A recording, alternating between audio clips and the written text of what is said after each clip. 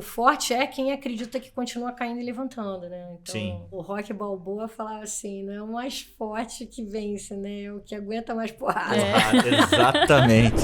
Ritmo é mais importante do que velocidade, né?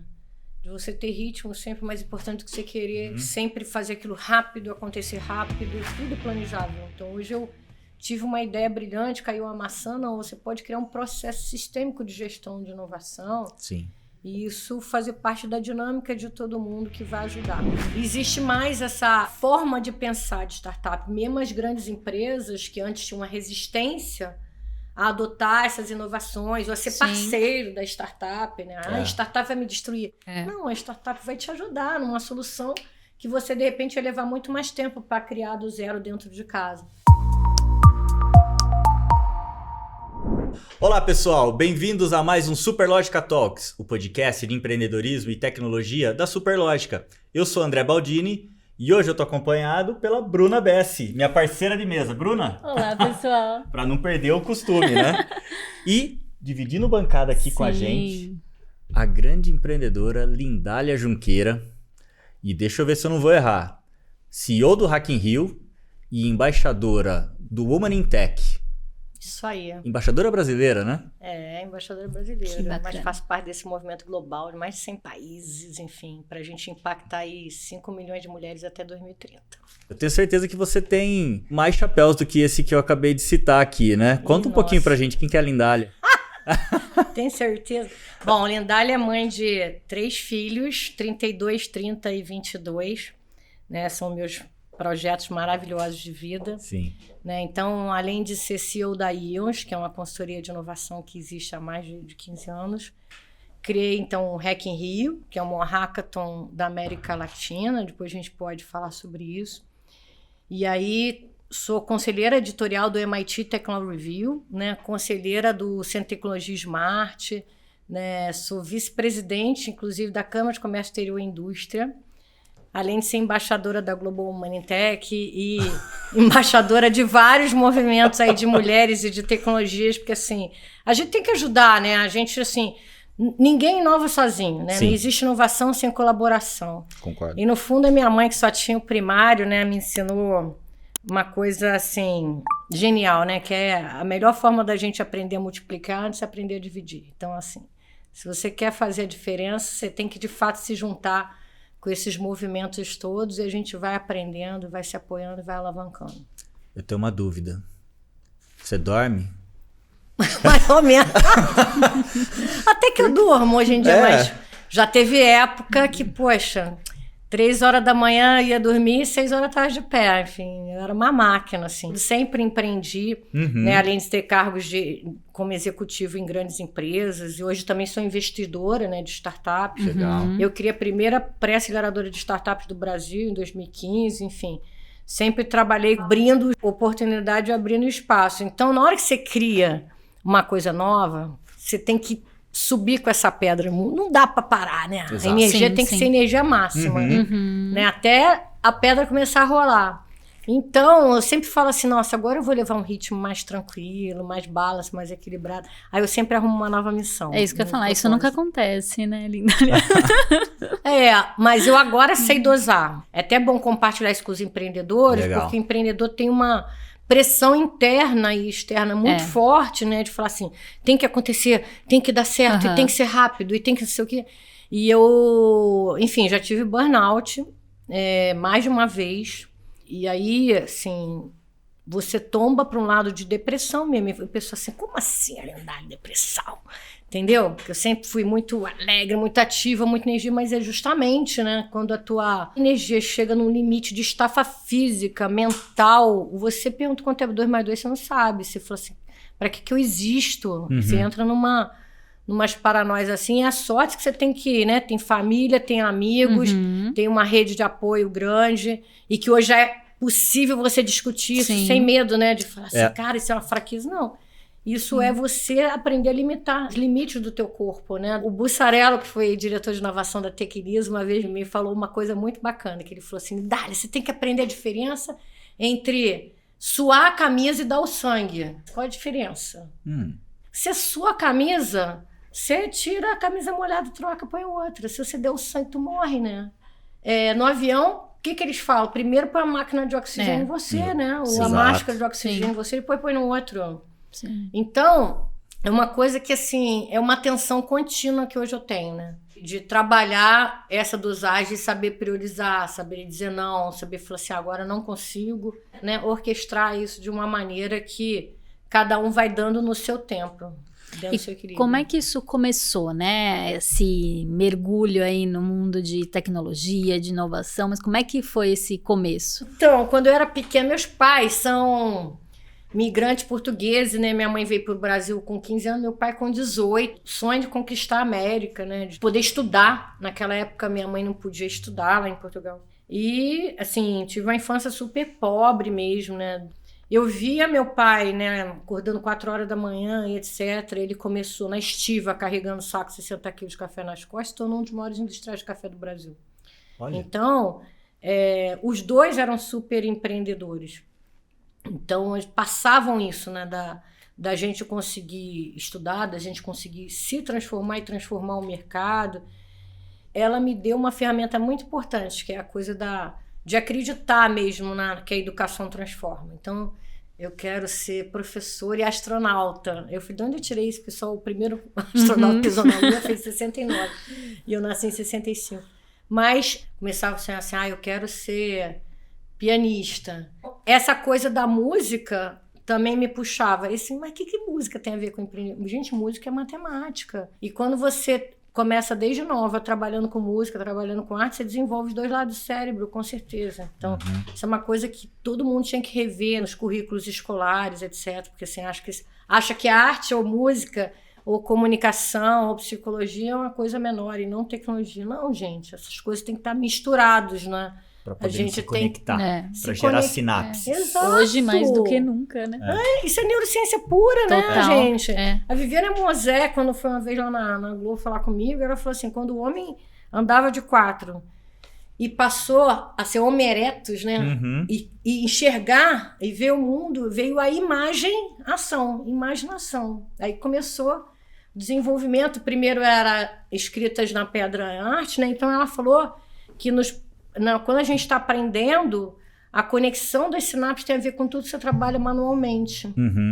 Tá certo? Então, enfim, com 5 anos eu queria ser pianista, beleza. E tinha piano? Não. Eu vinha ter um piano quando eu já tinha 12 anos, né? Que eu ganhei de uma doação. E daí? Eu estudava piano numa mesinha lá e imaginava o som. Jura? Juro.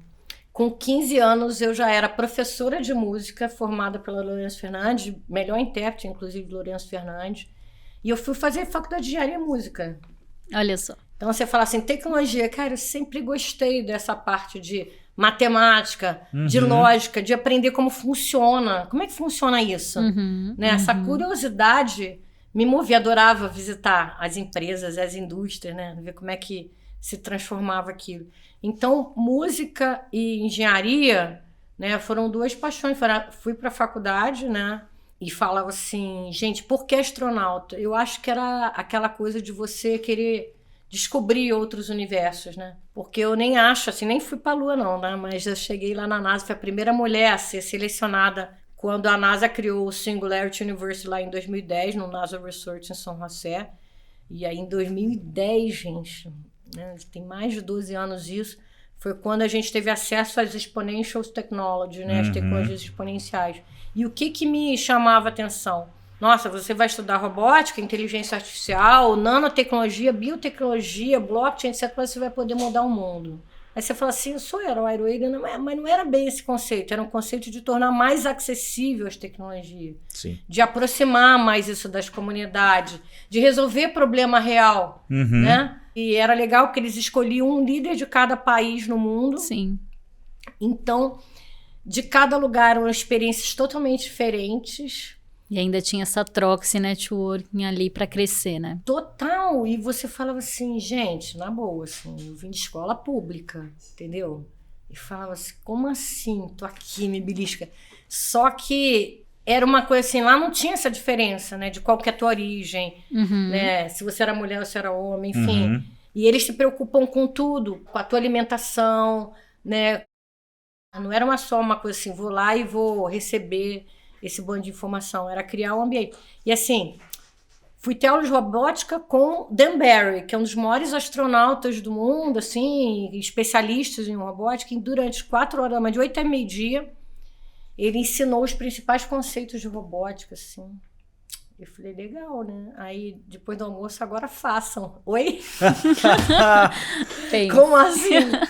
Se dividam em grupos, aí vocês têm que fazer um projeto e mostrar que funciona nas outras 4 horas, irmão. Olha isso. Entendeu? Isso é uma outra coisa bacana para o empreendedor e para o brasileiro se tocar, que a gente tem que aprender fazendo, experimentando. Tinha que ter muito mais laboratório nas escolas e nas empresas mesmo, para a gente poder experimentar, testar, errar. Então, na parte da tarde, a gente foi fazer o projeto, e aí, poxa, para mim, naquela época do real, era, vou ter um robô, quero fazer um robô babá. Robô babá. Vamos esclarecer que não é fazer um robô babar, é um robô babá. Um robô babá, porque aí eles, eu fui lá ver tantas robotas, eles chamam de robotas até. E, gente, as robôs de sexo, então era muito engraçado. A gente falei, pra que isso, meu Deus? Aí a gente fez o projeto e tinha que fazer um pitch para vender o projeto. E aí a gente falou, não, porque isso, aquilo, não. Se achando, né? Sim. Aí o professor Dan Barry falou assim, precisa ter isso no mercado. Pau. Missão para empreendedor aí, gente. Não é a melhor ideia. A ideia é que serve para alguma coisa para o mercado, de fato, resolve a do real. Aí, como assim? Pô, e se esse robô fizer algo errado? Não, né? Deu um defeito, matar a criança. É problema dos pais que não fizeram a manutenção, é problema da loja, da fábrica, do inventor. Aí você começa a ver que quando você traz uma inovação para o mercado, quantas variáveis você tem que olhar, né? Quais são de responsabilidade, até jurídica, né? Você vê assim, já tem drone. Pô, eu já vi drone lá naquela época, em 2010. Por que não tem aí uma frota de drone na tua cabeça? Se começa a cair. Exato. Como se fosse, né? Sim. Uma bomba, como uma se fosse bomba, míssil, né? Porque tem que ter autonomia, né? Se não carregou o suficiente, não tem autonomia.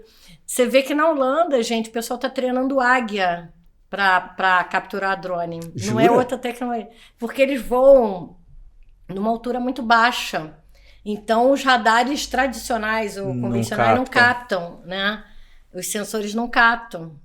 E aí, como o brasileiro é muito criativo, começou a usar drone para levar as coisas para dentro da cadeira. E aí, o pessoal lá na Holanda, a polícia da Holanda está usando águias. Olha isso. Que interessante, né?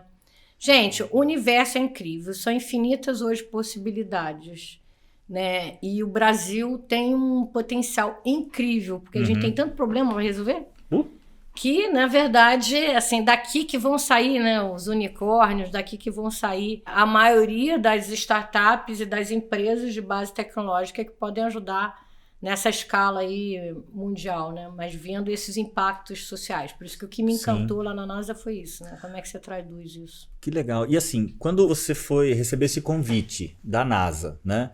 Onde você estava ou você você aplicou? Como é que foi esse processo? Como é que a NASA te encontrou? Ai, que pergunta ótima. Eu sempre fui de ficar me conectando com tudo que acontecia no mundo para saber que inovações eram essas. Eu criei a área de inovação da Globo. Eu fiquei lá de 2005 a 2013, né? E aí a gente vê o universo de coisas, desde roupa, de montagem, de efeitos visuais, enfim. Possibilidades, são né? Mundos, né? E no fundo, o mundo igual a gente está conversando aqui, que a gente está podendo hoje se conectar com pessoas de diversas áreas, etc., né? Tem esse spread maior. O mundo da mídia criava, às vezes, as realidades, né? Quantas vezes você, assim, fala, a família Jetson, que era um desenho animado, hoje você já vê, né? Você já está agora com a patente, acho que Embraer e tudo, como se fosse, né, um drone e avião, né? Sim. Pra gente. O próprio Matrix, né? O Minority Report, foi o Steven Spielberg indo lá no MIT Media Lab. Eu ia todo ano, assim, 27 laboratórios incríveis. Tinha um, inclusive, de música, né? Que o pessoal regia uma orquestra sem músicos, né? Tudo por sensores inteligentes artificiais. Eu falei, mas para que serve isso? Gente, no fundo, ele queria descobrir como que as pessoas que não têm braços, né? Não têm como escrever ou como tocar uma música poderiam usar a mente para isso. Para interagir, né? Ele criou o Guitar Hero. Sim. E criou essa tecnologia e criou a ópera musical. Mas voltando, eu estava então lá na Globo em 2010 e sempre conectada com o que estava acontecendo no mundo. Porque não adianta você querer inventar a roda, né? Se de repente já tem alguém em Israel fazendo alguma coisa, se não trazer para cá. É uma referência, né? Claro. E a gente integrar o que estava acontecendo nas universidades em outros países. E aí foi quando eu vi essa matéria, né, o pessoal lançando o Singularity, que foi o Ray Kurzweil, junto com o Peter Diamandis, ele falou assim, não é uma universidade, chama Singularity University, mas não é uma universidade, a gente quer romper esse padrão e quer que todo mundo tenha acesso às tecnologias. E eu falei, por que não? Me inscrever, né? Ninguém vai saber se eu não passei, por que não me inscrever? E obviamente que eles perguntam coisas que não é só ligada a teu currículo, a tua carreira, mas eu vi que era muito da capacidade de realização, de execução. E isso era uma coisa que sempre me movia, né? Sempre peguei o que eu aprendia na teoria e botava em prática e espalhava para mais gente e criava comunidade. Então, acho que foi isso que fez eles me selecionarem, porque outros brasileiros se inscreveram. E, de fato, foi um divisor de águas aquele, né, depois que você tem acesso a isso, você vê que no fundo não é tecnologia que vai mudar nada, né? A gente vai ter que desenvolver pessoas, né? É isso que a gente vê, né, em muitas empresas, Apple, enfim, como pensam, né, é pensar exatamente nas pessoas, nessa interação, né, e não na tecnologia em si, né, apenas nela, né? Com certeza, gente. Tecnologia a gente hoje tem... Você vê, tá falando muito de metaverso, né? A gente fez, inclusive, o Hack in Rio esse ano, a 5ª edição foi no metaverso. Mas o metaverso já existia desde o Second Life, né? Realidade virtual, imersiva, com realidade aumentada, né? Só que não tinha como, de repente, monetizar, né? Como transformar isso em integração não só relacional, como financeira, né? Como transacional. Então, agora com blockchain já permite. Então, já tem... muita tecnologia acessível, a gente tem que usar para o bem, né? Exato. E o Hack in Rio, como é que foi? O Hack in Rio saiu de um movimento social. O Rio de Janeiro estava passando por mais uma crise, né? A gente tem o privilégio de ter 5 ex-governadores presos, né? E aí eu já tinha criado a primeira pré-aceleradora de startups do Brasil, né, que até ganhou o prêmio da Best Startup, 2 anos acelerando mais de 60 empresas, vieram inclusive de comunidades até, e aí o pessoal começou a ir embora. Investidores indo embora do Brasil, empresários, empreendedores, startups e do Rio de Janeiro principalmente, né? Era mais uma crise de segurança e também de falta de oportunidade de trabalho e renda. Aí uma amiga minha, que até fundou a 21212, que é outra aceleradora, a Nathalie Witt, que é uma super advogada de startups, até vocês deviam trazê-la para entrevistar. A Nath virou assim, dá tempo de fazer alguma coisa. Eu falei, o quê? E aí meus filhos também foram embora pro exterior, estudar, trabalhar. Eu falei, gente, aí eles, não, você tem que ficar, mãe, você tem que remar essa caravela, senão vai todo mundo pegar essa caravela e vai embora para Portugal. E eu falei, o que eu vou fazer? Aí, mais uma vez, ninguém inova sozinho, não existe inovação sem colaboração. Vamos reunir um grupo de lideranças aqui do Rio de Janeiro de diversos setores. Naquele encontro foram, na média, de umas 100 pessoas. E tem gente que tá dando certo aqui. No Rio de Janeiro tinha a Vertex, o LX, né? O Rio, em 2017, tinha ganho, inclusive, o prêmio da Endeavor, né? Que eles fazem a pesquisa de cidades empreendedoras como a da mais inovadora. Né, o maior número de empresas inovadoras e de profissionais, e os 2 supercomputadores do Brasil estavam lá. Eu falei, beleza, vamos ouvir esse pessoal, se eles deram certo, né? E aí a gente viu que tinha muito mais da coisa da autoestima e de a coisa que você... Né, a gente tem um complexo vira-lata danado, a gente acaba sempre falando mais mal da gente do que os outros, né? Exatamente. E divulgando só as coisas ruins, não as boas. Então a gente começou a se reunir toda semana e divulgar essas coisas boas. E surgiu um movimento chamado Juntos pelo Rio. E aí foi tão legal, porque eu usava a mesma metodologia do MIT, que eles têm um grupo chamado MIT REAP, Regional Entrepreneurship Acceleration Program, programa de aceleração de empreendedorismo de regiões, de ecossistemas, que eles juntam, a penta-hélice, eles juntam investidores, empresas, empreendedores, governo e academia. Né? Porque a gente tem uma tendência de falar assim, mas o governo isso, o governo aquilo, etc. Gente, a gente reclama do síndico que não desce para reunião de condomínio. Exato. Exato. É ou não é? É verdade. Vocês que trabalham aqui incrivelmente com essa gestão de condomínios, é ou não é? Então, tem que ser uma gestão participativa dessas 5 forças, né? Entidades. E aí, assim, se era um cluster de energia, a gente botava as empresas de energia, botava as startups de energia, quem no governo estava lidando com isso, e aí deu muito certo. E aí saíram planos de ação em que era todo mundo falando a mesma linguagem numa direção só. Porque não adianta se fazer um plano estratégico no papel e não botar em prática. Sim. Foi uma revolução, gente. E aí o pessoal começou a me falar assim, Lindália, mas tem solução que a gente precisa, não tem aqui no Rio. E eu comecei, então, a ouvir esse tal de hackathon. O que é esse hackathon? Como é que o pessoal está aplicando hackathon nas universidades? Então, hackathon vem de marathon.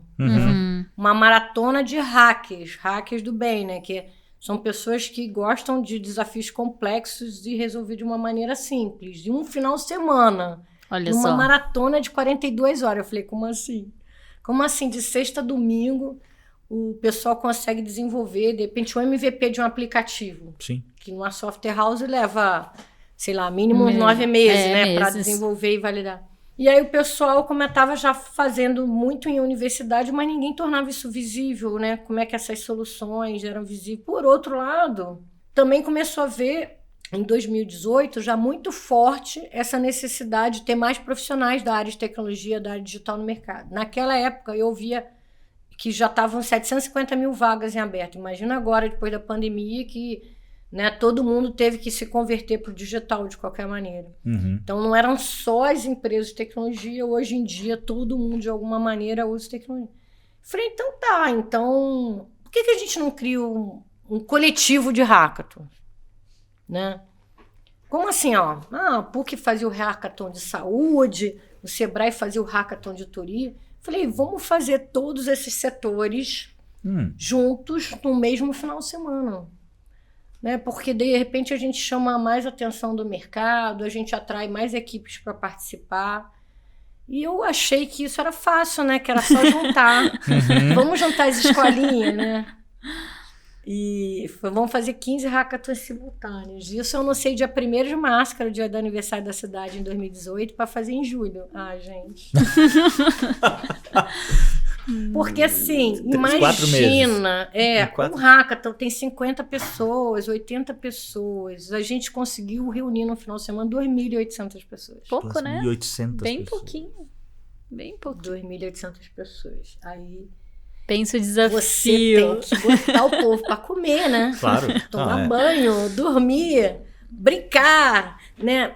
Mentorar. Sim. Esse pessoal todo. É gente para dedéu para colocar, para mentorar, para fazer a roda girar. Foi a coisa mais louca que eu já fiz. E sim, foi a mais incrível, a mais emocionante, porque eu vi nascer ali, mais do que um movimento, né? Eu vi nascer um propósito mesmo. Sim. Tinha uma forte pegada educacional de falar assim, gente, por que tem tanto curso gratuito da área de tecnologia e tem vaga aberta e ninguém se inscreve? E aí é aquela coisa de novo, aprender fazendo e meio que até para as mulheres, principalmente, perder o medo de ir lá e testar mas será que TI é a área para mulher? Enfim.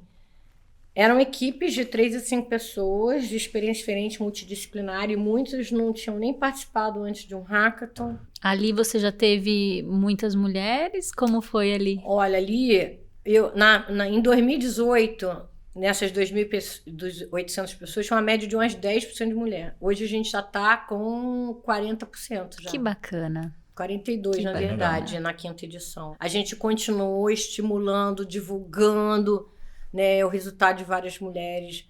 Você sabe que, inclusive, né, quando uma mulher é founder de uma startup, ela é CEO de uma startup, nada contra os homens, pelo amor de Deus, mas ela rende 12% a mais do que comparado com outros investimentos em startups de homens, né, de founders homens. Então, tem ali um grau de comprometimento, né, maior, enfim. Que para a mulher tem que dar certo de qualquer maneira, né? A gente meio que se cobra que não pode falhar. Mas foi isso. O Hackathon surgiu aí de um movimento social em 2018. Já estamos na 5ª edição e foi crescendo. 3.500 pessoas, 5.000 e pouca. A gente já fez para 17 países simultâneo quando estava na pandemia. E juntamos 192 mil pessoas no Hack in Rio Talks. Olha isso. Mas vamos lá, nesse primeiro hackathon, você lembra de alguma iniciativa que surgiu ali? Total. E ganhou as ruas, ganhou... Total. A Floritec, né, que foi inclusive capa da revista famosa aí de empreendedorismo mês passado, né, que tinha a ver com reciclagem de lixo, né, em condomínios até. Depois olha que legal. Te conectar. Me conecto. Então... eles sentiam que muita gente tinha vontade de fazer já esse trabalho de separação de lixo em casa, etc., mas não sabia como escoar, né? Não sabia como isso depois viria uma trilha, uma escada. Ano passado, inclusive, incrível, foi de saneamento, né? Porque a SEDAI, né, que é a Companhia de Águas do Rio, foi privatizada, um super... até case de sucesso, né, da gente privatizar essa empresa pública. O Léo Soares hoje é o presidente aí da SEDAI, fez um trabalho incrível. E ele sempre participou comigo, né, de hackathons, ele estimulava muito a inovação. Ele falou, Lindália, os nossos hackathons agora têm referências com as ODS da ONU, né, os Objetivos de Desenvolvimento Sustentável da ONU. Sim. E aí tinha o ODS 6 de saneamento, e ele falou assim, a gente precisa resolver esse problema da geosmina, que são aquelas algas, né, que aparecem no Guandu, e de ter uma maneira preventiva de ver a qualidade da água. Eu falei, caramba, você vai levar isso para um hackathon? Né? E não é que deu certo, a equipe NOAA ganhou, eles desenvolveram um sensor de IoT que consegue fazer isso, e hoje eles são contratados, trabalham lá com a SEDAI, estão fazendo um trabalho incrível. O que você acha que nesse mundo de empreendedorismo, assim, o que é preciso para surgir uma oportunidade, uma ideia? Que cenário que você vê assim mais favorável para isso? Os empreendedores agora estão mais maduros, né? Porque no início era aquela coisa assim, né? Quero ser empreendedor achando que ia ficar milionário. Né? Essa é uma estrada, gente. Assim, para uma startup maturar, às vezes leva 3, 5 anos, né? Quanto tempo tem aqui a Superlógica? Tem 21. 21? Né? Não é um clicar, por mais que possa ter uma disruptura legal, ser uma tecnologia, uma inovação legal, né? Você tem que engajar, né, o povo e isso fazer rodar, se monetizar. Então, os ecossistemas foram sendo criados no Brasil, as startups de mais sucesso começaram também a orientar outras. Isso tudo foi feito, o que a gente chama de adensamento, né, de comunidade. E aí agora, principalmente depois da pandemia, que eles tiveram que pivotar mesmo, né, na real, existe mais essa forma de pensar de startup. Mesmo as grandes empresas que antes tinham uma resistência a adotar essas inovações, ou a ser parceiro da startup, né? A startup vai me destruir. Não, a startup vai te ajudar numa solução que você, de repente, vai levar muito mais tempo para criar do zero dentro de casa. Então, agora já tem, né, muito mais mecanismos, né? Teve o marco legal das startups, né? Então, teve mais mecanismos que ajudem o empreendedor. Mas, obviamente, que o grau ainda de desistência é muito grande. Porque, sabe, não é fácil para quem é empreendedor no Brasil você sempre se reinventar e botar a empresa para rodar e continuar crescendo. Né? Exato, escalar, tracionar, né? Ganhar tração não é fácil, não é trivial. Mas é possível. Então, a gente vê que os empreendedores raiz, o cara que não é Nutella, é raiz mesmo, que vê qual que é a dor real e que monta uma equipe bacana, né? Porque isso tem muito mais a ver do que tem investimento, que dinheiro tem no mercado, né? Sim. Tem não só de investidores anjos, de fundos de investimento, mas de editais como FINEP, Petrobras, né? Agora tem uma série de editais buscando, caçando startups. Então, eu acho que vai ter, depois da pandemia, aí um ajuste. Muitas das big techs até tiveram uma onda de demissão aí. Vai ter um ajuste, mas depois vai entrar em escala novamente. O legal que, inclusive, por exemplo, Alfredo Soares, né, que montou com o Thales Gomes. O Thales Gomes foi criador do Zitax. O Alfredo trabalha na Vitex, junto com o Tony, que trouxe para aqui o Techstars, que criava os bootcamps de startup pelo Brasil todo. Eles têm o G4 Educação, né, hoje em dia. E eles colocam muito claro como um indicador deles a criação de novos empregos, porque eles estão formando uma nova geração de líderes, né, de CEOs de empresa, né, mas com esse mindset de startup, de organizações exponenciais, né? Sim. Então, acho que tem muito potencial aí, né, da pessoa hoje querer ser empreendedor, mas ter mais ferramentas, mais conhecimento, mais bagagem, né, para poder errar menos. Sim. E como é que é trabalhar com Hackathon para você? Tem uma aura no que acontece no Hackathon. Tem pessoas que adoram, né, mergulhar num assunto, e se tivesse Hackathon semanalmente, estavam lá brigando. Como é que você lida? Rola até um certo fanatismo, né, por alguns. Tem uma paixão, né? A Yasmin Rumi, que é nossa embaixadora hoje em dia, ela já ganhou mais 10 Hackathons. Então. Ela, né, tem uma comunidade que é apaixonada em Hackathon, mesmo quem quer ser mentor. A gente tem mais de 600 mentores hoje em dia. E esse ano, como foi em metaverso, tinha uma capacidade de limite de pessoas. A gente tinha, né, a capacidade computacional para rodar em metaverso é grande. Então a gente falou assim, não pode ter mais de 2.000 pessoas. Eu falei, não posso botar 600 mentores aqui dentro, não. E eles, mas eu quero ser.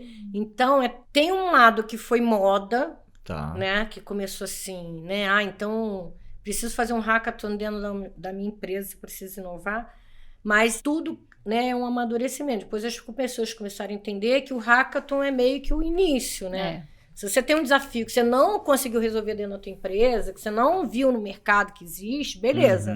Vamos trazer para o hackathon como uma ferramenta de ideação, de inovação. Né? E depois que acaba o hackathon, eles têm um MVP. Então, você tem que criar uma trilha de co-desenvolvimento, continuar desenvolvimento daquilo para aquilo ir ao mercado. Sim.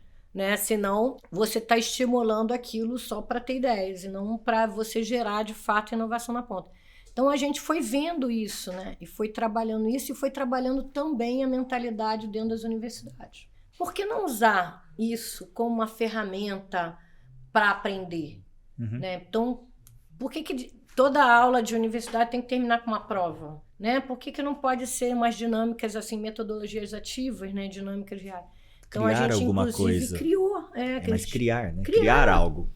Por que o teu projeto final de curso, né, de uma universidade, em vez de ser um paper, não pode ser já um algo novo mais produto, escalável, um novo serviço, um novo negócio? Exatamente. Né? E aí a gente foi estimulando isso nas universidades. A gente tem mais de 80 universidades parceiras, né? E foi legal, porque aí os professores passaram a ser empreendedores também. Sim. Né? E perder o medo de aprender essas novas ferramentas. Isso é e ótimo. permitir isso. E essa mudança de mentalidade, você está sentindo, ganhando cada vez mais escala, pelo menos aqui no Brasil, né? Agora virou necessidade, né? Mas, de qualquer maneira, a gente ainda tem uma longa estrada aí pela frente. Obviamente que por exemplo, o lado de mulheres, até você estava conversando comigo, né, Bruno? A gente teve, nos últimos 5 anos, um crescimento de 60% da base de mulheres na área de tecnologia. Mas ainda é só 20% do total de participação, né? Mulheres no conselho também, né? Eu sou conselheira de diversas empresas, até vou lançar um livro aí, Mulheres no Conselho. E a gente vê que, precisou ter uma lei, né? Que é a lei de cotas. Será que não tem mulher competente que tenha a condição de atuar em conselho? Mas não é, gente. Mudanças comportamentais, às vezes, exigem num tempo maior, né? Mudança de cultura dentro da empresa, às vezes leva 5 anos, né? Por mais que todo mundo queira fazer. E isso, né? Brasil e mundo, né? Nossa, neurociência de novo, né? Você põe o relógio do lado esquerdo, pergunta as horas, você ainda levanta a mão esquerda em vez de levantar a direita ou pegar o celular para ver, né? Então, tá no conselho, vagou uma cadeira, se só tem homens, a tendência é você chamar um amigo teu, né? E não ir a mercado ver, vamos ocupar com a mulher. Então, Tem um estudo da UY, né, que mostra que se a gente não tiver uma intervenção nessas curvas, vai levar 80 anos para a mulher ter um mínimo de equidade. Muito tempo. Entendeu? Muito tempo, então, realmente. todos os movimentos agora são não só mais de conscientização, né, que a diversidade traz mais lucro para a empresa, traz mais lucro para o investidor, e a diversidade não só de gênero, de idade, de raças, de culturas, etc. Mas da gente de fato ter uma intervenção de falar assim, gente, vamos mudar isso agora, né? Não vamos esperar 80 anos. E eu lembro que a ex-presidente da Microsoft, a Paula Belize, ela quando entrou, falou assim, olha só, eu quero 50% aqui de mulheres. RH, não é possível. Se vira porque tem gente boa aí. E aí, obviamente, que eles pulsaram a barra, né, para esse lado, mas foi bom, porque agora é uma coisa natural, né? Sim. A seleção natural, né, de Darwin. Mas antes precisou ter uma intervenção. E eu fiquei feliz aqui de saber que a Superlógica tem 42%, né? De mulher. Meu índice do Hack in Rio, legal.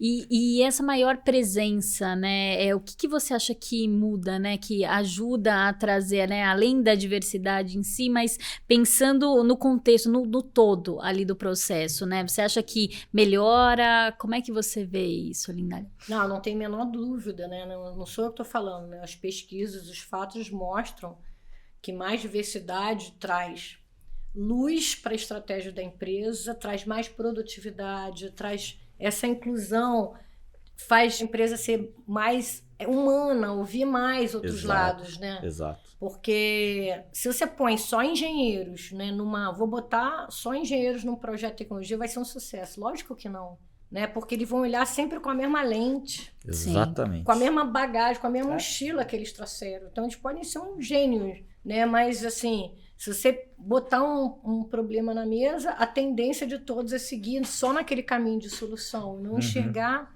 outras coisas que de repente seriam óbvias, mas que não fez parte da experiência ou da vivência deles, né? Fica míope.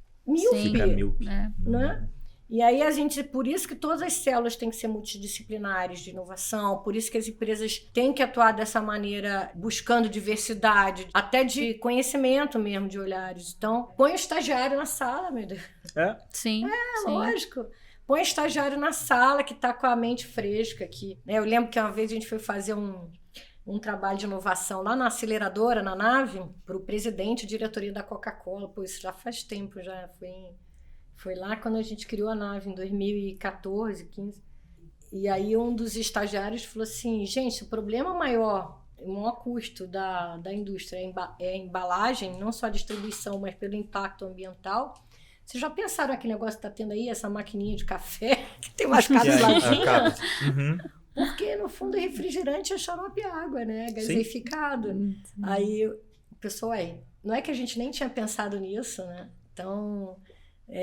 lá na Globo mesmo tinha não sei quantos milhões de copo plástico à beça, e o pessoal primeiro, né, foram uma célula que era de uma área totalmente diferente, e as células primeiro eles falaram assim, então vamos buscar outros materiais, né, vai ser copo de papel, de cana de açúcar, né, essa tua primeira tendência. Numa segunda onda o pessoal assim, mas precisa de copo, então vamos botar squeeze, né? Mas assim, vai levar esse trambolho para andar para cá, para lá, e de repente lembraram sabe aquele das Águas Solorenas, Caxambu, que é um copo retrátil? Sim. Aí você põe pendurado. Falei, legal, né? De repente, então, isso resolve o problema. Até que alguém perguntou assim, gente, não tem bebedouro aqui? Por que não tem bebedouro? Porque há um tempão atrás, o bebedouro que tinha contaminou, a gente mandou tirar tudo e ninguém nunca mais perguntou, entendeu? E hoje você já tem bebedouros ecológicos. Exato. Então, às vezes, a gente basta para você inovar, perguntar por que não, né? Ou como é que funciona isso, ou por que ainda não existe aquilo. Então, essa curiosidade é despertada sempre quando você traz diversidade para a empresa e para o mercado, né? Sim, sem dúvida. Você citou a Globo, né? Esse período que você trabalhou com inovação dentro da Globo, e você trabalha inovação hoje fora, né? Fora da Globo, com uma série de empreendedores por aí, trazendo ideias e trazendo gente que tem capacidade para, quem sabe, resolver esse problema, fazê-lo. Mas qual que é a grande diferença de liderar a inovação numa empresa bastante tradicional, como é a Globo, desse público novo que está chegando agora? Eu sei que é pergunta para um MBA, praticamente, mas vamos tentar. História de graça. Olha lá. Mas assim, gente, olha só. Antes tinha essa divisão, né? O que era dentro, o que era fora. Parece até a Itália. Luca de dentro, Luca de fora. Tinha essa divisão. Hoje, você já tem possibilidade de criar células ou mecanismos dentro da empresa de uma inovação mais complementar, né? Tá. Sem ferir, vamos dizer assim, né, os processos que você acaba engessando dentro de grandes empresas, que startup ou uma célula de inovação precisa ter mais facilidade. Então, tipo assim, vamos criar um ambiente aqui que pode ser meio floresta, que pode misturar samambaia com açaí, enquanto a fábrica está aqui, né? Sim. Levando os seus processos. Aí mudou alguma coisa que testou, deu certo, implementou aqui. Mas quando é uma inovação super disruptiva, é algo que, de repente, pode acabar com o jeito como você faz hoje. Aí tem que continuar sendo fora. Porque senão você não tem a liberdade nem de testar. Porque é natural do ser humano, né? Você fala assim, você começa a olhar aquilo, né? Você tá botando todo mundo para colaborar e fala assim, epa, esse negócio aqui vai destruir a minha área, né? Vai destruir o que eu faço hoje. Aí no teu inconsciente começa a dar um alerta assim, vai me matar. E aí começa a boicotar. Né, eu lembro que uma das patentes que eu desenvolvi, né, a gente, quando foi assumir a área de inovação, criar a área de inovação da Universidade Estácio, né, quando o Lema adquiriu, então logo que eu saí da Globo, eles me convidaram para criar a área de inovação lá, foi quando eu criei a aceleradora, e comecei a buscar inovações para a sala de aula, né, para transformar a sala de aula numa coisa mais interativa. Então, foi as 2 primeiras patentes da Estácio. Eu desenvolvi uma tela inteligente que se conectava com todos os equipamentos. Então, pela primeira vez, a gente via assim, o celular conversando, né, com a tela do computador, do professor. Sim. E ele podendo explorar, podendo passar mensagens, enfim. Esse Telion, né, foi uma revolução. Conquistamos uma edital da FENEP para isso poder ir a mercado, né, e se popularizar até, né, teve uma indústria, concorreram, a indústria ganhou. Aí na hora que você vai para a área de suprimentos, para a área jurídica, o pessoal assim, mas isso não pode, porque tem que ter 3 orçamentos. Falei, como assim 3 orçamentos? Por um negócio a gente que criou, você não está entendendo, a gente que criou, só tem a gente. Então não é por mal, é por aquilo assim, você está condicionado novo, a um padrão, entendeu? Então hoje eu vejo que as empresas estão mais abertas, de olho no mercado, comprando startups ou trazendo para dentro de casa, como se fossem aceleradoras internas e co-criando. Então, que bom, né? Mas isso sempre tem que ter esse cuidado, né? De saber, assim, até que ponto essa ponte entre os 2 lados é construída de uma maneira clara, transparente, sabendo a regra do jogo, para de fato, ajudar o outro, né? Porque eu não vou destruir a fazenda, claro. Né? Aliás, se tem um processo que existe, você tem que saber como é que funciona e todo mundo tem que seguir, senão também vira um caos, né?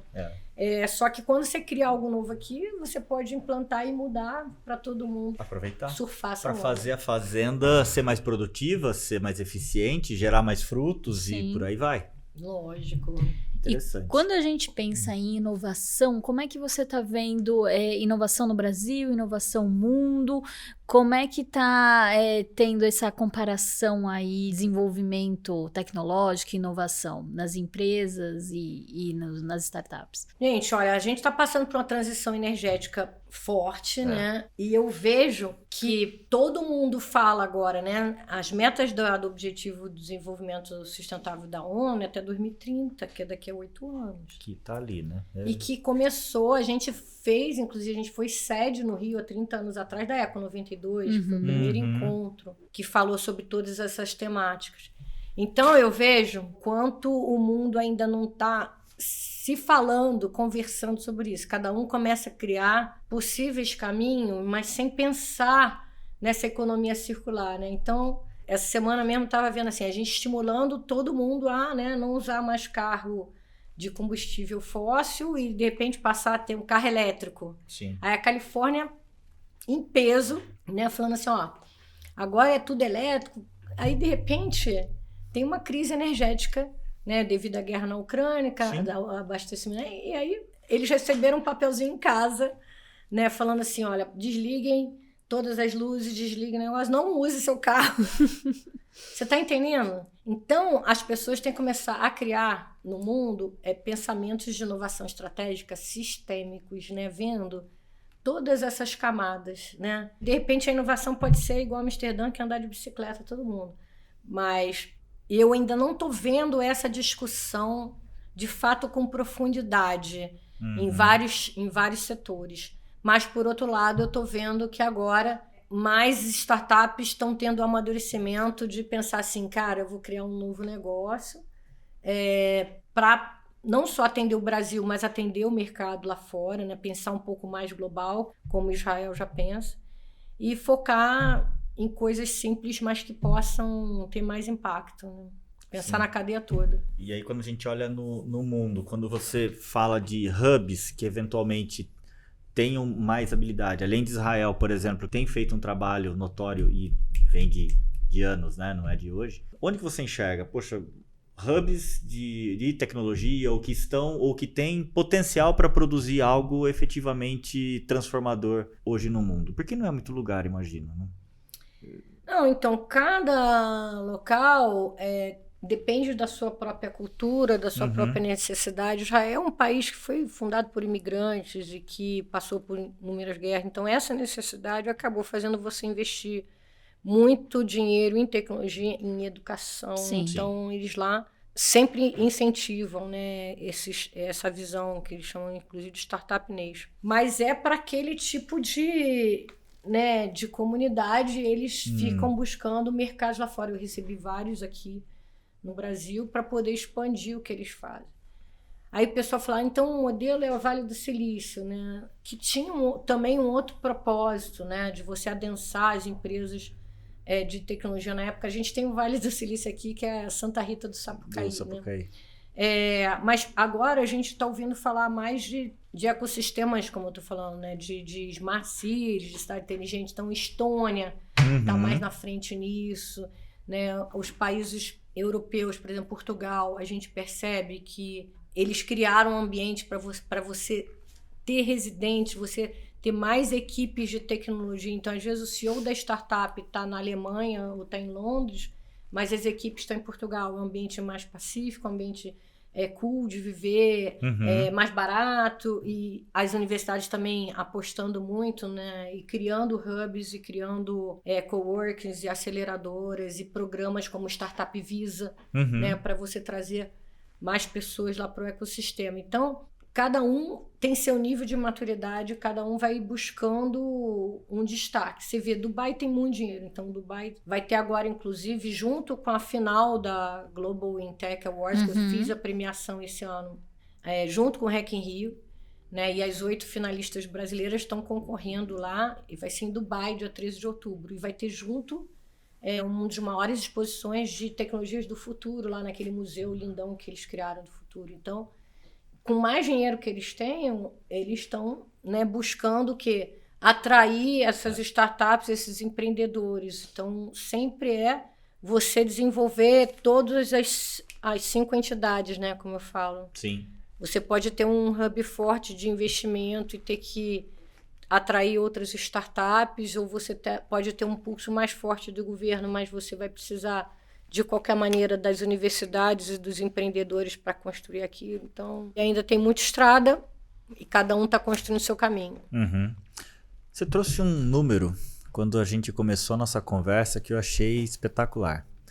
Alcançar em 2030 mais de 5 milhões de mulheres sendo impactadas pelo Global Women in Tech. Né? Tudo bem, o objetivo, a meta está claríssima. Agora, quais são as ações que vocês pretendem realizar? Quantos países isso está acontecendo? Como é que a gente pode ajudar? Né? Então, tem países que estão focando, como a Rússia, em mentoria, né, de você trazer mulheres com mais experiência, mulheres e homens, tá, que também participam do Money in Tech, né? É um movimento em prol de mais meninas e mulheres na área de ciência, tecnologia, engenharia e matemática, mas todo mundo está participando dessa mesma causa. Tem outros lugares, por exemplo, como o Canadá, que eles investiram mais em educação, então criaram o Her Academy, né, para espalhar mais. Aqui no Brasil, eu busquei Tem o HubSpot que eles estão criando, tem também, né, dentro do portal lá do Humanitech, vocês vão ver vagas, um marketplace de vagas, né, de empresas que eu tenho vagas em aberto com... Então, você trabalha na área de educação, na área de políticas públicas, na área de empregabilidade, na área de inclusão. Mas aqui no Brasil, como eu já apoio muitos movimentos de mulheres, como a própria Mulheres do Brasil, quando a Luísa Helena fundou, eu estava lá com ela, tem a Ana Fonte, da Rede Mulheres Empreendedoras, tem a Camila Chute, né, que foi uma das primeiras a criar mesmo programas de computação para mulheres, né, formação. Então, eu estou trabalhando mais em rede, de fortalecer, em vez de criar um programa do zero, criar mais um programa, de fortalecer os já existentes, as iniciativas, integrá-los, dar visibilidade a essas heroínas que estão conseguindo fazer, inclusive dentro das comunidades. Tem um programa incrível no Rio de Janeiro, que é o Vai na Web, né, liderado pela Cris dos Prazeres. Que você teve fala aqui. Assim, que teve! A Cris veio. Ela é uma querida. Uma super parceira, a Cris e a Aline. E a gente agora no prêmio, inclusive, recebeu a princesa de Dubai, olha né? Só. A Her Highness Sheikha Moza, e ela foi a primeira brasileira a pilotar um caça, etc. E ela foi lá na quis ir, né? Não pôde ir, mas o pessoal da Amazon foi, né? O Head Global da Amazon. E aí a gente fica assim, como que nessas condições, né, ela consegue, hoje já está em 27 locais, né, a Cris. E é isso, ela trabalha também esse lado da autoestima. E, poxa, muda a vida deles aprenderem, né, uma ferramenta nova. E agora com essa nova onda de Web3, de blockchain, né, a Amazon, a Binance, etc., que foram nossos apoiadores no prêmio, vão trabalhar muito isso. Então, você vê empresas grandes, até bancos, já criando escolas de tecnologia. Então, tem muita gente olhando para essa dor. Mas eu falei assim, eu acho que está na hora da gente integrar, valorizar o que já tem e dar visibilidade a elas lá fora, para elas captarem, inclusive, mais recursos de fundos de impacto social, para ter essa sustentabilidade mais tempo. Não ficar só todo ano correndo atrás de patrocínio e vendo como é que vai fazer para isso se tornar viável, né? Sim. Então, a gente está nesse momento. E quando você pensa em futuro, né?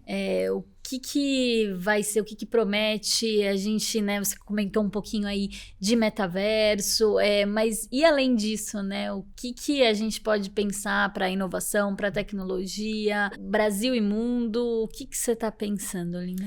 Eu estou pensando em, né, que toda Smart City precisa de Smart People.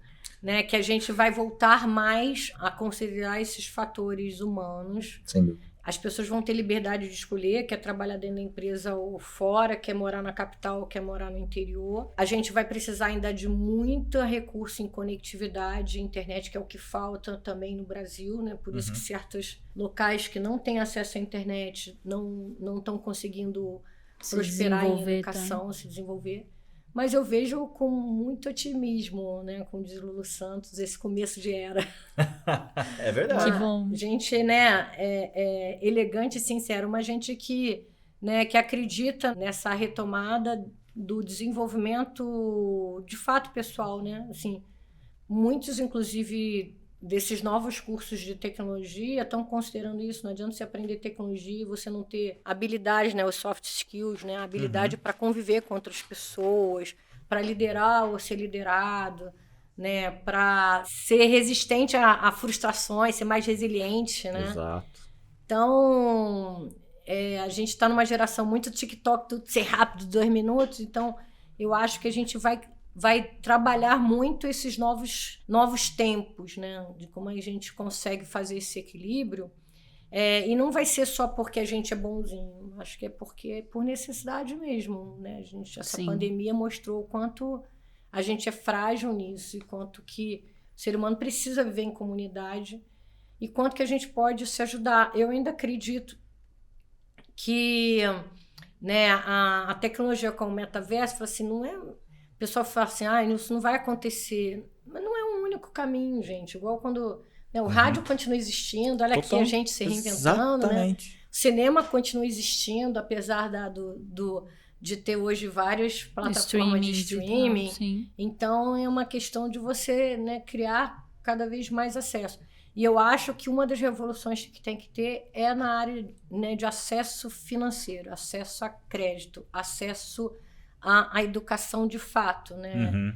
Então, são áreas que vão poder atingir continentes da América do Sul e África que vão trazer essas novas formas aí de você atuar.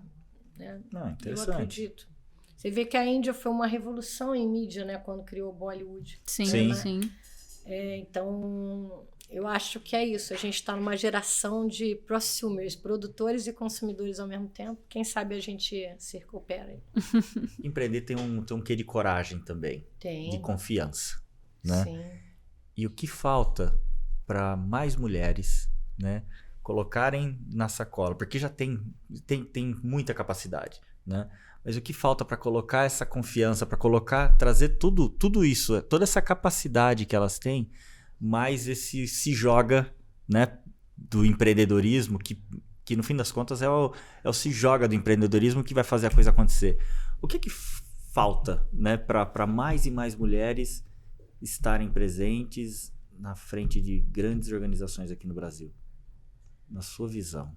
Pergunta difícil. Enfim, a gente hoje já tem muitas CEOs mulheres, né? A CEO da Intel mulher, a CEO da SAP, IBM, Microsoft. Você tem várias empresas hoje, né, cujas líderes são mulheres. Eu acho que falta a gente conviver mais com esses ambientes. Isso não é uma coisa que na família ainda, muitas famílias não estimulam, né? Que você vá para essa área de gestão, vá para a área financeira, vá para a área de tecnologia.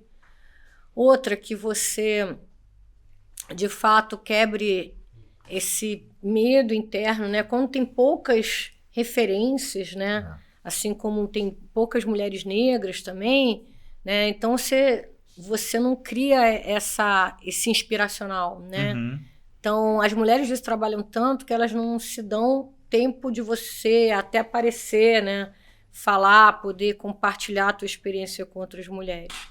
Então, já com essa ascensão de várias mulheres que se tornam referências, sejam porque são CEO de startup, sejam porque estão conseguindo, né, ser CEO de grandes empresas, já é uma forma de inspirar. Mas que eu ainda acredito que essa coisa da maternidade ainda é um dilema para a mulher, né? Porque eu, várias vezes, né, na engenharia, quando eu estava cursando, eu falava assim, nossa, não vou nem casar. Né? Porque o meu objetivo era ser independente financeiramente, né? Tem esse medo inicial de que filho vai atrasar. De fato, quando eu casei ainda na faculdade, tive meus filhos, várias vezes em programas de seleção, o pessoal falava, você é mulher com filho. E aí eu tinha que provar que eu era... Assim, eu passava em todos os dinâmicos em primeiro lugar, tinha que sempre provar que eu era mais, trabalhava mais, dava mais resultado. Sim. O que gera também uma pressão de desgaste muito grande. Então, hoje a gente tem formas de compartilhar essa maternidade com os pais, mas tem um momento que você tem que parar, né? Então, todas as vezes que eu parava, quando eu voltava para o mercado, é como se eu tivesse um recomeço, tendo que recomeçar de novo o degrau. Você ser empreendedora tem uma liberdade para você, porque você pode empreender hoje de casa, né?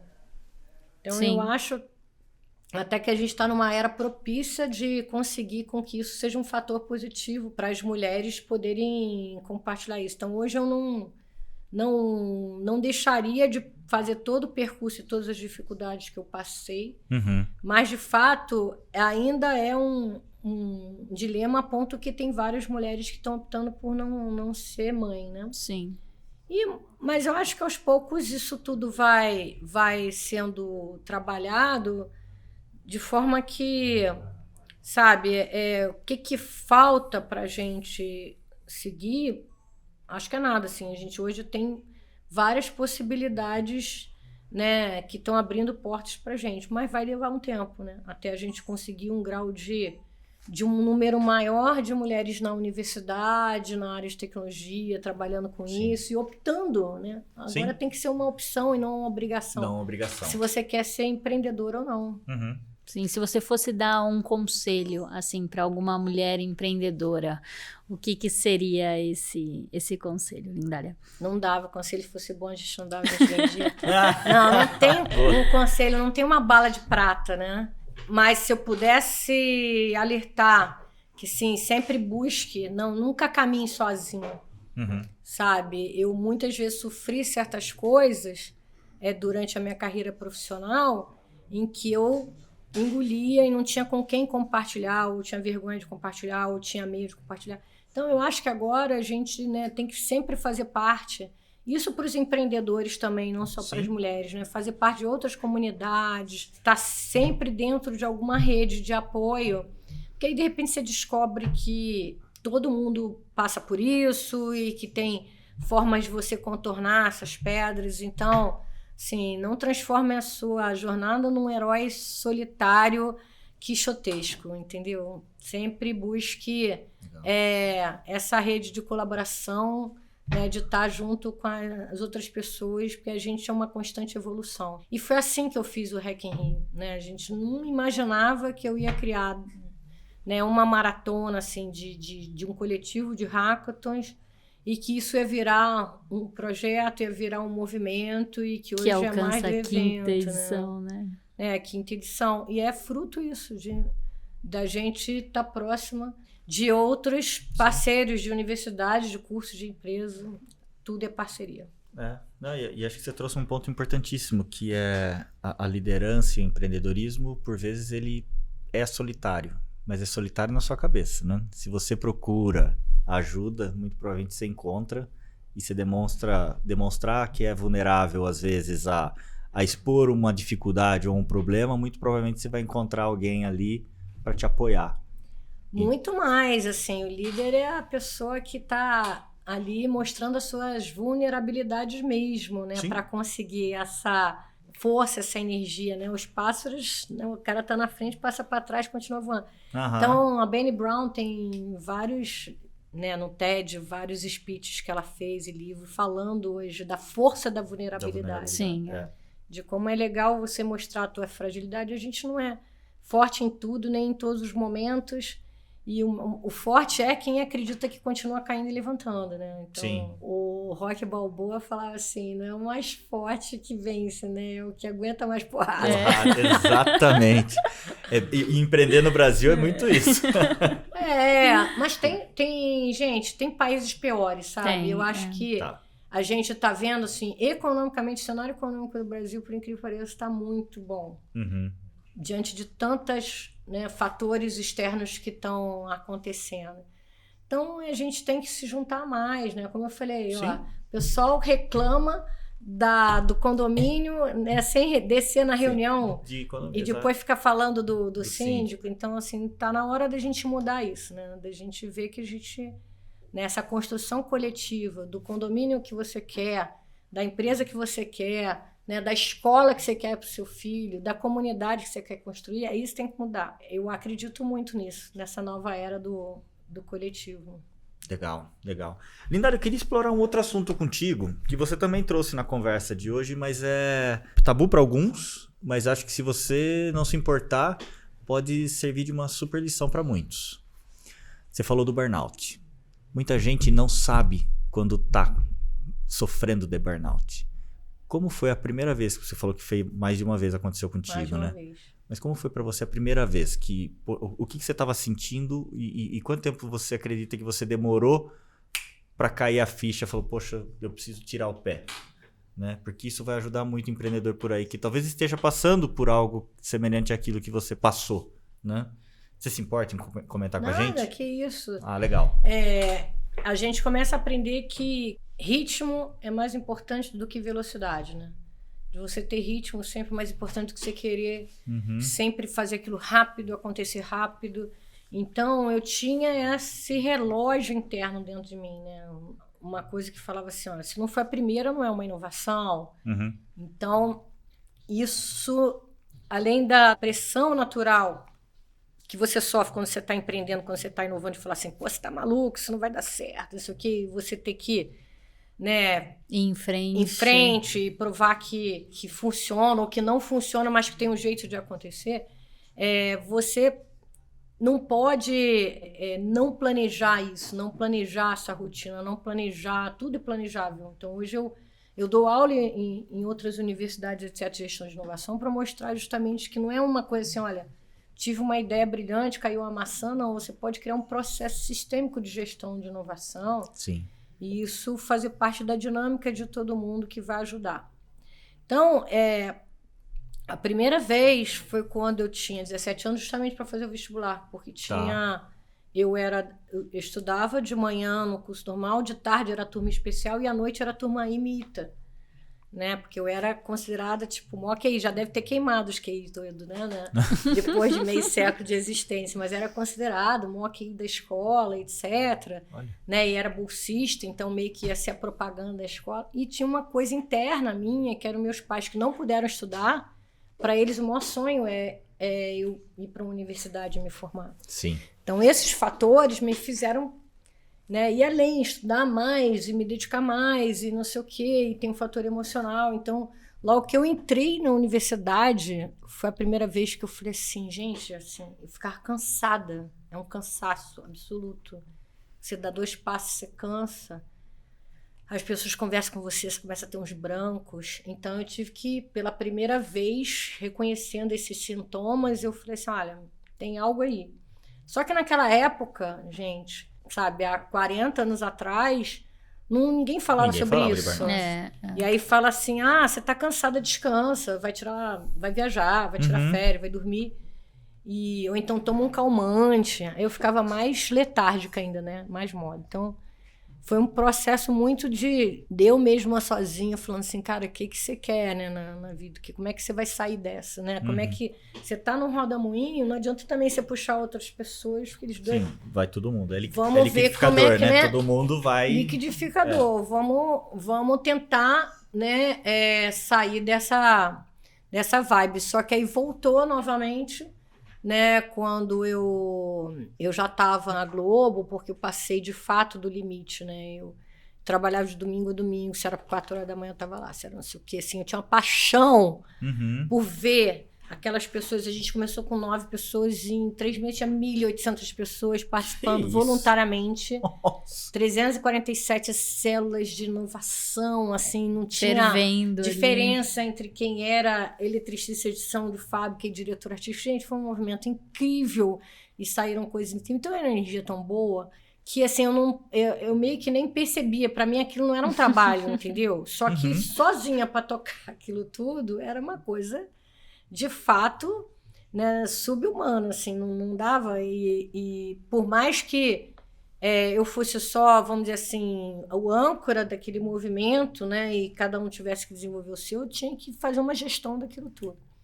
E aí eu comecei a ter uma espécie de taquicardia, aí eu comecei a fumar, coisa que eu não fumava, né, e aí fumar, beber, porque aí você entra num looping de querer desestressar com esses outros artifícios. Então, isso é um alerta também, né? Até que esteve um dia que meu coração disparou, que eu falei assim, cara, tive que fui parar no hospital. E aí, assim, não cheguei a ter um infarto, graças a Deus, mas aquilo foi um sintoma muito forte, né? E do tipo assim, tem que parar. E aí eu dei uma parada, né? Pedi para sair. E aí é importante você ter outros hábitos, assim, né? Sim. De você né, você gosta de cozinhar, vamos fazer coisa ligada à cozinha, gastronomia que eu adoro, né? Desconectar mesmo, né? Se desconectar e não se culpar tanto, né? Porque se eu estava no trabalho me culpando porque eu não estava tendo tempo suficiente para estar com meus filhos. Se eu estava com meus filhos, eu estava falando, gente, eu tenho que entregar aquele projeto. Então, isso tem né? Passei a fazer meditação, passei a ir para fazer terapia e trabalhar um pouco esse lado, né? Emocional, psicológico, que é importante.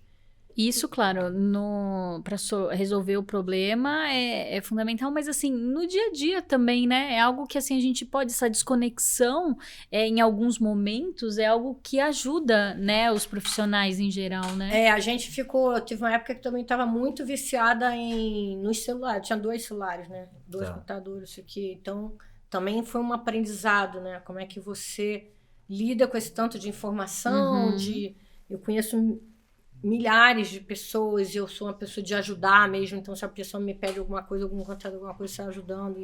Então, isso também teve que ser um aprendizado. Mas na hora que você está em crise mesmo, você tem que procurar ajuda profissional, entendeu? Então, assim, não acho que você vai sair sozinha dessa, não é só descansando, não.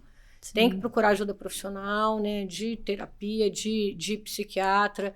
Eu tive que tomar remédio por um tempo para poder eu me recuperar, porque é química, né? Caramba!